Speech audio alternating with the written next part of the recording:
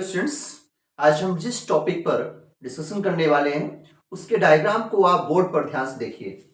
ये first diagram है। इस डायग्राम में AO इंसिडेंट रे है और OB रिफ्लेक्टेड रे है। AO आपतित किरण है और OB अपवर्तित किरण है। ये पहला डायग्राम है, डायग्राम नंबर A। यहाँ पे जो I है it is angle of incidence और R है एंगल ऑफ रिफ्रैक्शन। हिंदी में बोलते हैं आपतन कोण और अपवर्तन कोण। अब सेकेंड डायग्राम को ध्यान से देखिए। AO इंसिडेंट रे और OB रिफ्रैक्टेड रे। यहां I और R को ध्यान से देखिए यहाँ पे, और इसमें भी I और R को ध्यान से देखना है। फर्स्ट डायग्राम में रे ऑफ लाइट जो AO है रेयर मीडियम से कहा जा रही है, डेंसर मीडियम में जा रही है। रेयर मीडियम को हिंदी में विरल बोलते हैं, विरल माध्यम, और डेंसर मीडियम को हिंदी में बोलते हैं सघन माध्यम। तो जब ray of light rarer medium से डेंसर मीडियम में जाती है तो इसमें इसके पाथ में क्या चेंजेस होते हैं वो आपको देखना है, ऑब्जर्व करना है। पाथ AO था, अब ये सीधे जब रेयर से डेंसर में गई तो ये सीधे नहीं निकली, ये नॉर्मल की ओर बेंड हुई। ये नॉर्मल है। This line segment is called normal. इसको हम MN मेंशन कर देते हैं। So here MN is normal. तो जो AO इंसिडेंट रे है जैसे ही रेयर से डेंसर मीडियम में गई it bends towards the normal. तो यहां पे क्या होगा, फर्स्ट डायग्राम में जो I की वैल्यू होगी R से अधिक होगी। What is I? It is angle of incidence. Angle between incident ray and normal is called angle of incidence, and an angle between normal and refracted ray is called angle of refraction. तो इस diagram में जो I है it is greater than the R. आप second diagram को observe करेंगे तो इस डायग्राम क्या है, जो रे ऑफ लाइट है डेंसर मीडियम से कहा जा रही है, रेयर मीडियम में जा रही है। और जब लाइट डेंसर मीडियम से रेयर मीडियम जाती है तो it bends away from the normal. वो नॉर्मल से क्या होती है, दूर हटती है। यहाँ पे नॉर्मल की ओर जाती है और यहाँ पे नॉर्मल से दूर हट रही है। यहाँ पे सिंपल ये कह सकते हैं कि जब लाइट रेयर मीडियम से डेंसर मीडियम में जाती है तो उसकी स्पीड कम हो जाती है, that's why it bends towards the normal.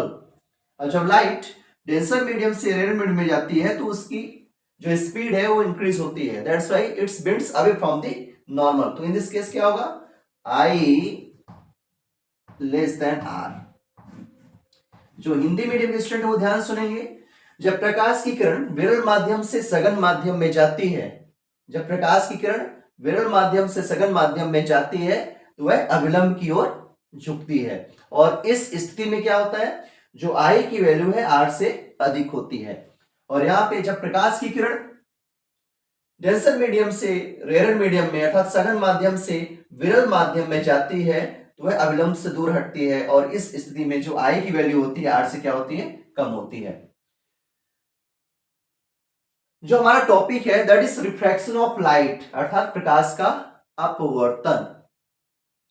अब यहां पर देख सकते हैं कि डिपेंड करता है मीडियम पे कि जो रे ऑफ लाइट है किस मीडियम से किस मीडियम में जा रही है उस पर डिपेंड करता है।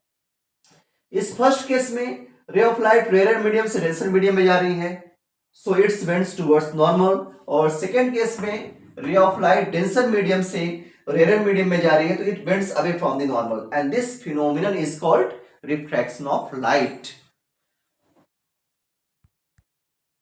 So the phenomenon of change in path of light when it moves from one medium to another medium is called refraction of light. फिर सुनेंगे, the phenomenon of change in path of light when it moves from one medium to another medium is called refraction of light. आप यहाँ देख सकते हैं जब light rarer medium से denser medium में जा रही है तो इसके पाथ में चेंजेस होता है। यहाँ पर लाइट जब डेंसर मीडियम से रेयर मीडियम में जा रही है तो इसके पाथ में क्या होता है, चेंज होता है।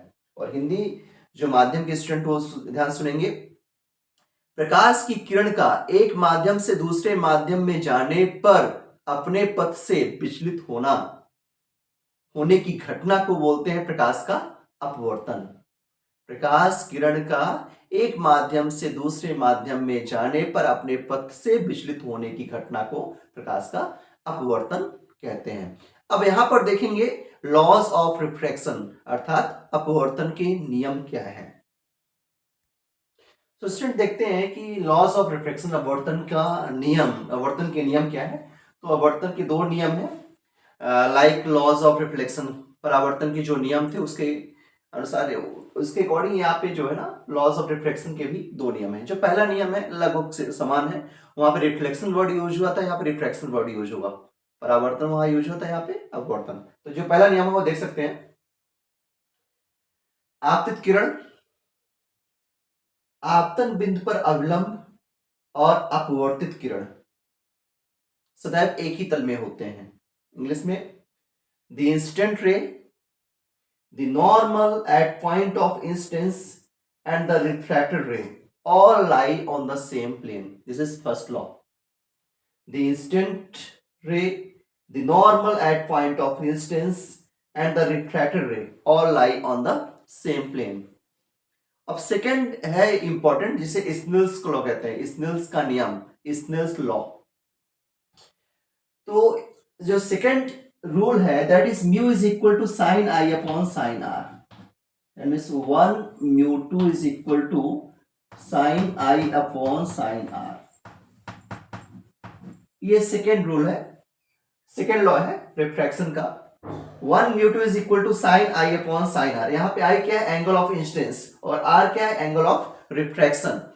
सो we can say the ratio of sine of angle of incidence to the sine of angle of refraction is always a constant, and this constant is called refractive index of second medium with respect to first। एक बार फिर सुनेंगे, the ratio of sine of angle of incidence to the sine of angle of refraction is always a constant, and this constant is called refractive index of second medium with respect to first।